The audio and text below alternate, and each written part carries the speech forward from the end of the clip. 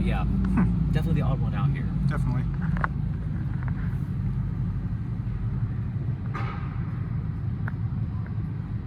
Are you ready? Yep. Here we go. Oh, I see what you mean by it kicks in. That's impressive. Rolls in nice and smooth. It's very smooth rolling in, and then it just keeps piling it on.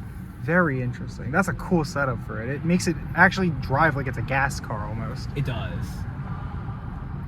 Very sneaky on the power. I do like it a lot.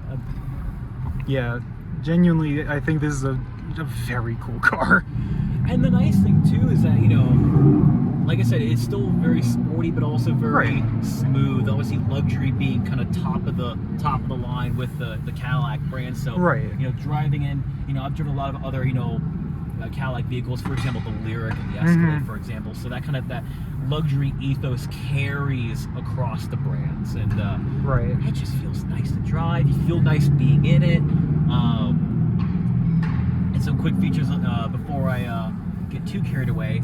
On this vehicle, 33-inch screen, similar screen to the Optiq if you get in that vehicle later on. Super Cruise standard, free for 3 years.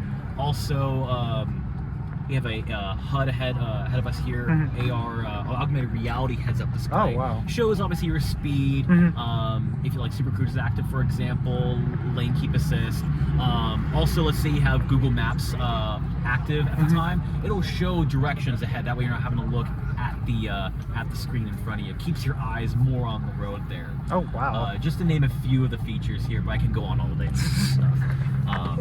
Any final questions before you jump out? What's the general price range on these? So this starts at about $67,300 for the V. Okay, that's not bad. Yeah, that's about what you expect in a performance SUV. Exactly, exactly. That's really not bad. Yeah, and obviously with options that will pick the price up, at least starting, that's what you're looking at. Cool. Thank you so much. Absolutely.